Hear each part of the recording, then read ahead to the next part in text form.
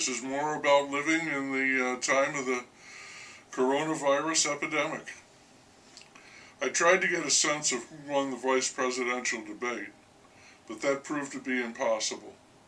It depended completely on who was talking about it. The big news that came out of that debate was the black fly that very visibly landed on the vice president's white-haired head. The next day, everyone was talking about the fly, so my best guess is that the fly won. I heard someone complain about the bombardment of political ads on TV, and it's true, they're terrible, and the shelling will continue for another 3 weeks. I think it was Otto von Bismarck who compared politics to sausage, saying that you do not want to see it being made. And I think that is what those ads are. They are like seeing the sausage being made. Otto was right.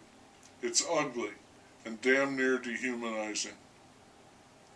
Let me go back for a moment to that first presidential debate, the one I missed. My question is, was it made for kids?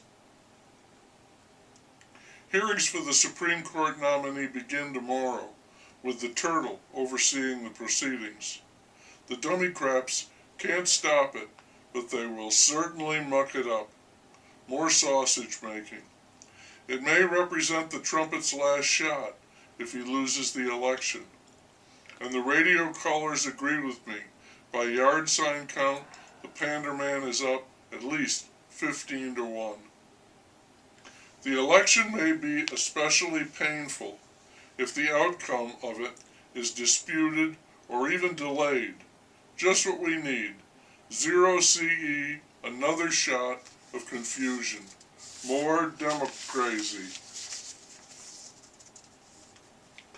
Those hearings are going on now, and they're very contentious. Today in this country, in general, there is less tolerance. There used to be some tolerance, live and let live. Not now. It's very combative now. Yesterday, we saw that the political situation is so prickly and powerful that it can tear families apart, set one member against the others, saying hurtful things. The family is the foundation of our society. When political differences start tearing families apart, I say we have cause for concern. And the direction for these disagreements is to always become more heated across a greater divide.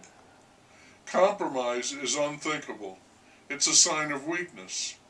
And the more people feel victimized, the more they stay strong. Love and trust in our world are being replaced with bitterness and betrayal. I wonder what part, if any at all, the virus, the Joker, plays in this. Combative? 2 drivers were sparring on an interstate. One car tapped the other and that car skidded out onto the grassy median. The driver grabbed a rifle and ran to the other car, also stopped, and stuck the barrel of the rifle through the window into the car. The driver had a conceal and carry, pulled his 9mm, and fired 4 shots into the other man.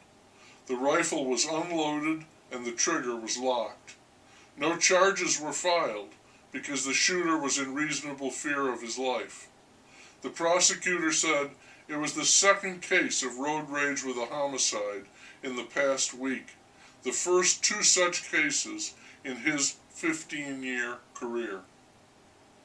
The trumpet is attacking, verbally of course, his chief medical advisor. Sooner or later, he attacks everybody. For sure, the dummy craps have demonized him. They think he is the devil himself. Some of them literally think he is a projection of Satan. He gives them a great deal of material to support that view. He never stops being himself. If I had to characterize him as a literary type, I would say he is Mr. Hyde. As far as I can tell, the Supreme Court nominee is handling things very smoothly, will not be baited or trapped. Looking ahead, there is fear and speculation as to what the dummy craps might do if they win. Foremost among these is a move to pack the court, that is, add members to 14 or 16 and appoint all of them. FDR tried to do this and failed. There is also the suspicion that the District of Columbia and Puerto Rico would be made states, maybe more.